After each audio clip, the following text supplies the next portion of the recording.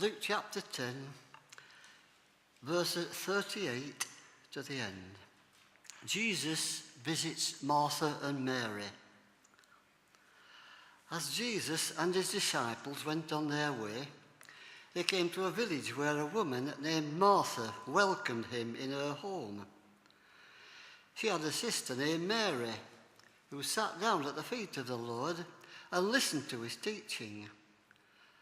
Martha was upset over all the work she had to do, so she came and said, "Lord, don't you care that my sister has left me to do all the work by myself?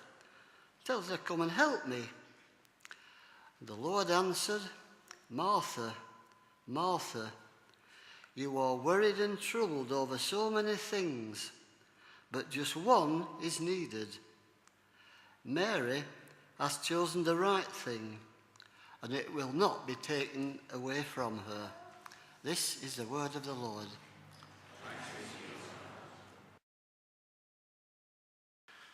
Well, here we have a little family narrative. If you went into John's Gospel, that's where you'd find reference to Mary and Martha again in chapters 11 and 12. But there would be the brother Lazarus. So he's not present in this little story this morning. Not sure where he is. He's probably done a runner, actually. He knew what Martha was like. He didn't fancy any housework. But it's a very small little story. Now, at the PCC meeting this week, someone sitting very close to me said, or suggested to me, that I was a little stirrer. Now, quite right. I'm not a little stirrer, I'm a big stirrer. And that's what I'd like to do today. I like to do a bit of big stirring. Because it's a small reading, but let's see if we can do some big stirring. Here's my first stir. Is this a story just for the women?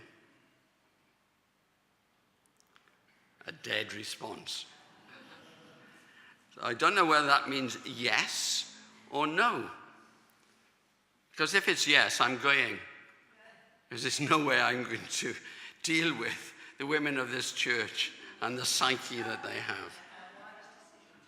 So it's a story for everyone. Now, throughout his ministry, Jesus was constantly stirring. He confronted the customs and traditions of the time, which is, in modern idiom, having a bit of a stir. Focusing people by having a bit of a stir. Now, there are two little bits in this story which I think people at the time would have been disturbed by. And it's not anything that Jesus did per se, but it's of the nature of the narrative as is recorded by Luke. Now, I have to make the assumption, and I think it's reasonable, that Mary and Martha lived with Lazarus. We know nothing of their parenthood, so we don't know if the parents were living with them or whether they died or whether they were away. We only know in Luke's account of Mary and Martha, but I'm going to pull in Lazarus from John's story because I do think that it's the same families that are described in both Gospels. So we have a family here of one brother and two sisters. Next question. At the time, who would have been head of the household? Thank you very much. I'm so pleased there's a bit of interaction because I was really hoping for that. Absolutely. I think it would be the man, the male member of the house, irrespective of whether he was younger than Martha or not, he would have been seen as being the head of the household.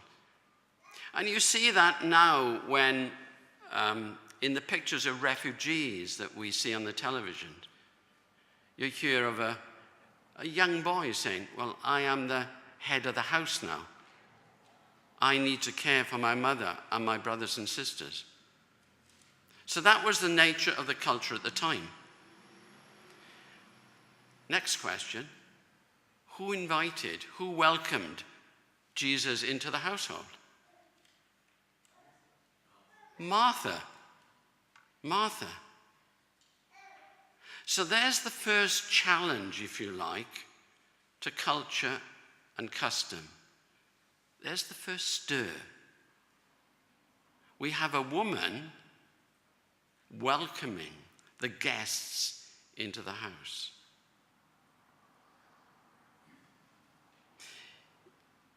If you remember, I think it was, I can't remember when, prodigal son story. The older son was really annoyed with what happened when the younger son returned.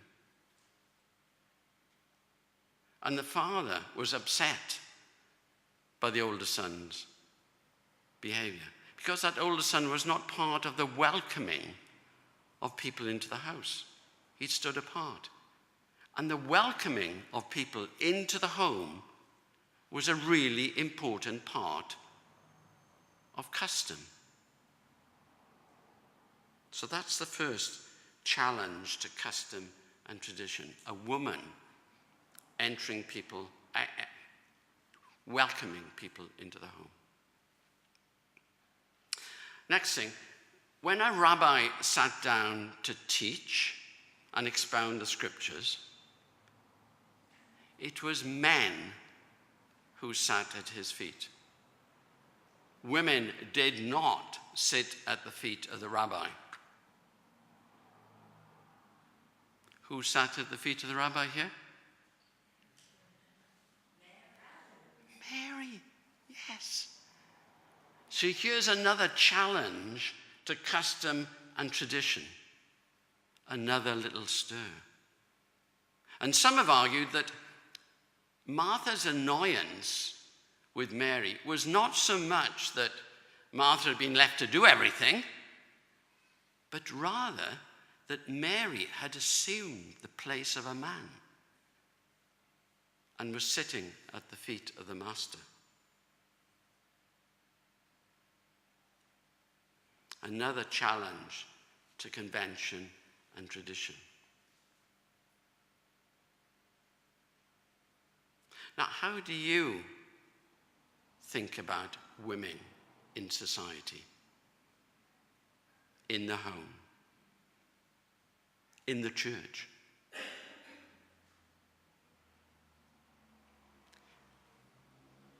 Are the traditions of the past no longer fit for purpose?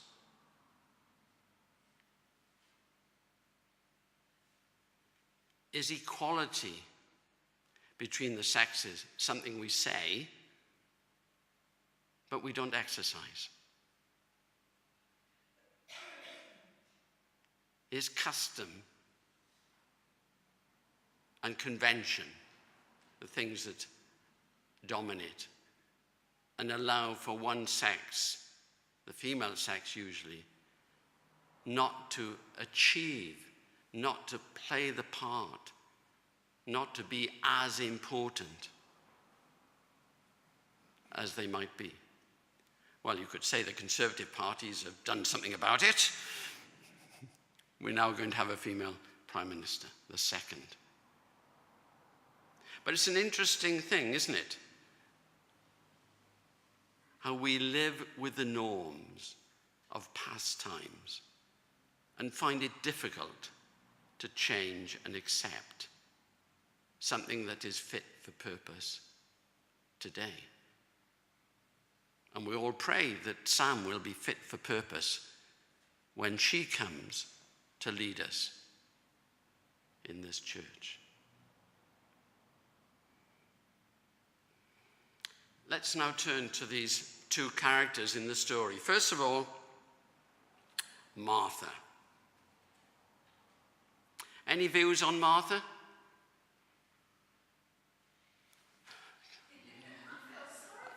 You feel sorry for her? Oh, you feel sorry for her. Any other offerings? Pardon? She was dominant. How can you feel sorry for a dominant woman? Oh, dear me.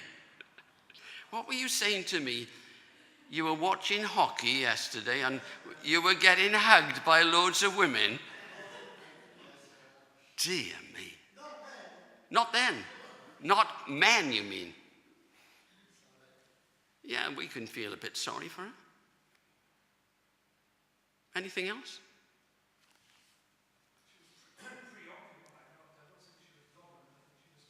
Preoccupied. I like that. Preoccupied.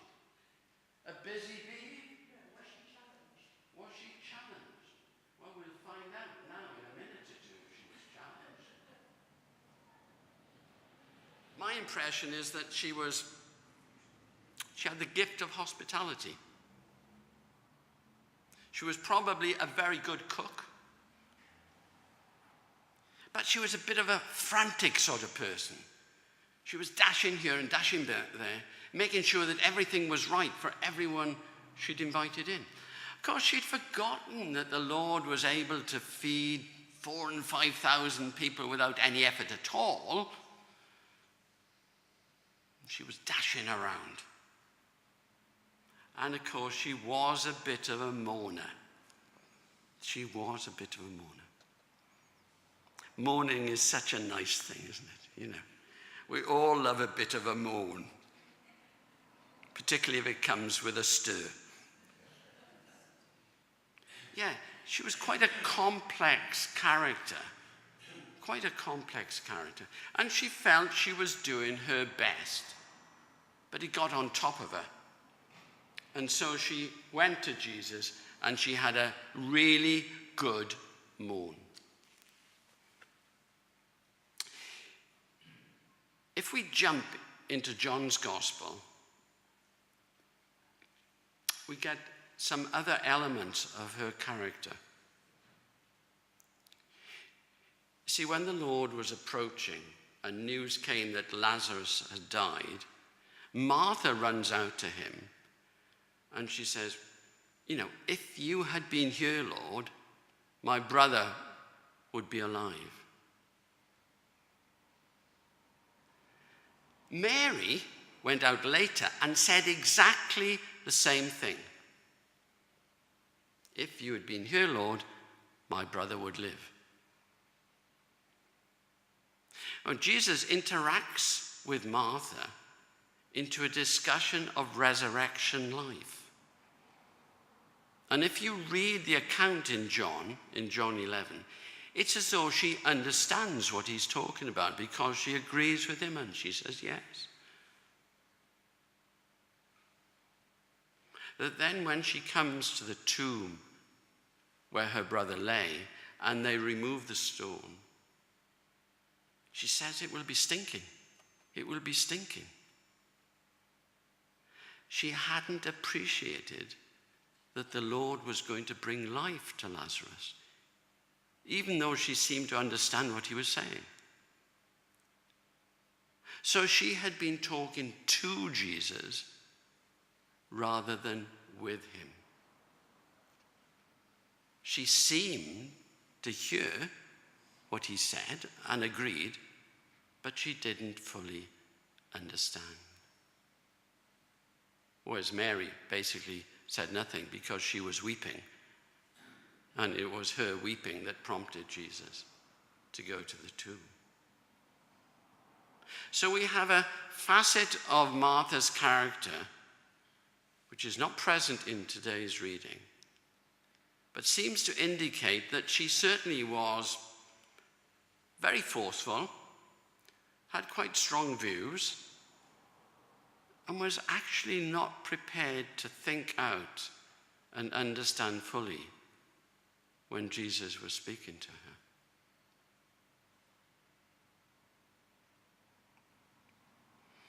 Now, what about Mary? What are we going to say about Mary?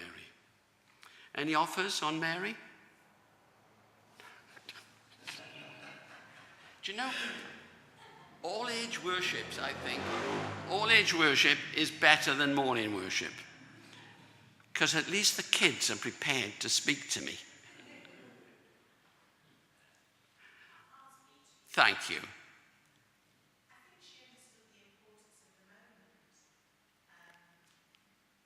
That's lovely. Yeah. She understood the importance of the moment.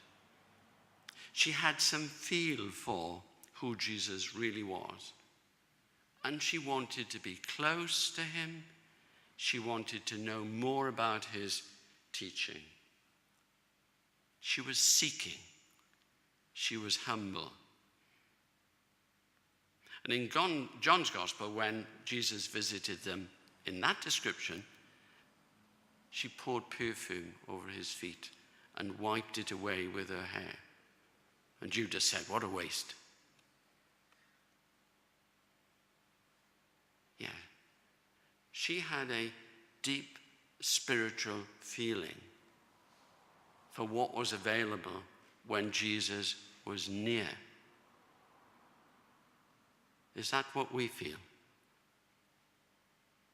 Do we have that deep feeling when Jesus is near?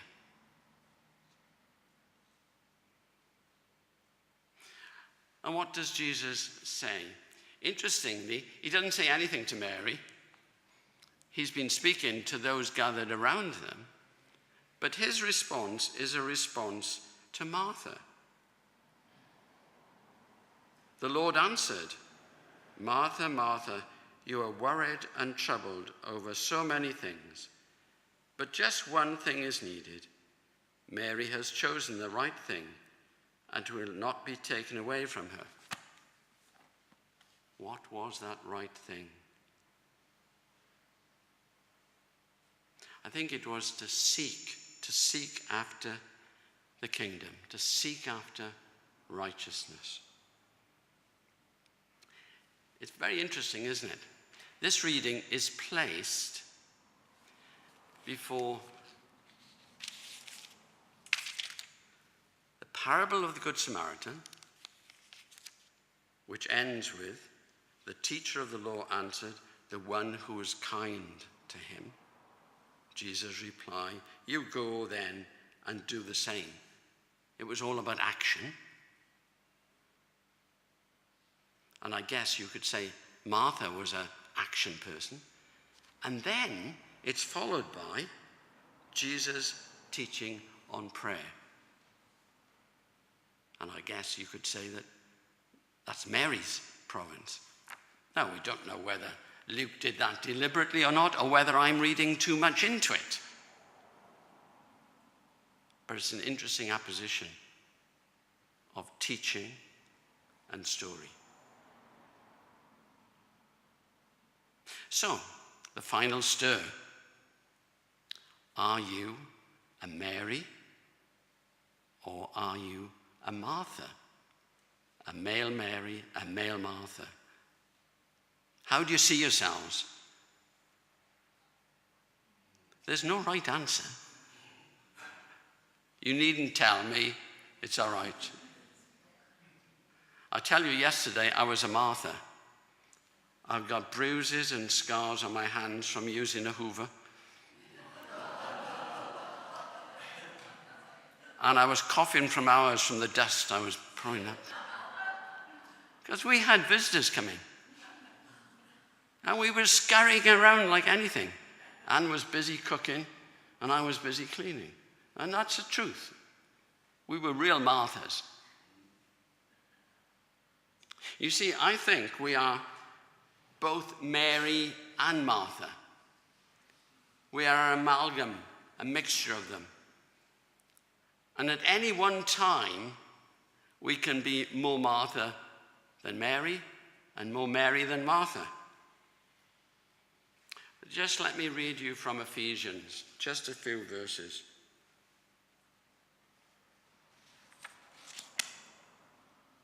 This is from Ephesians 2.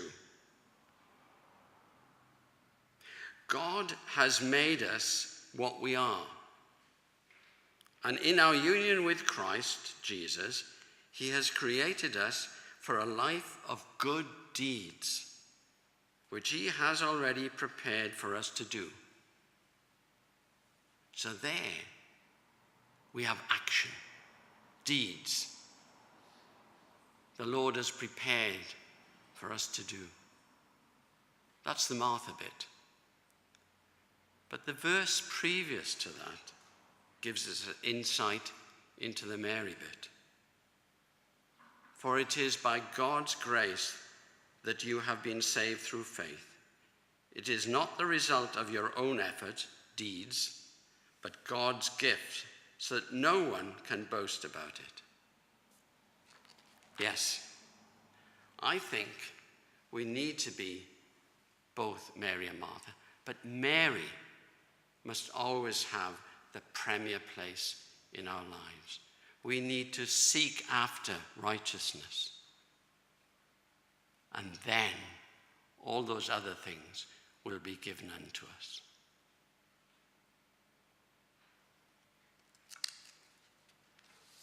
Amen.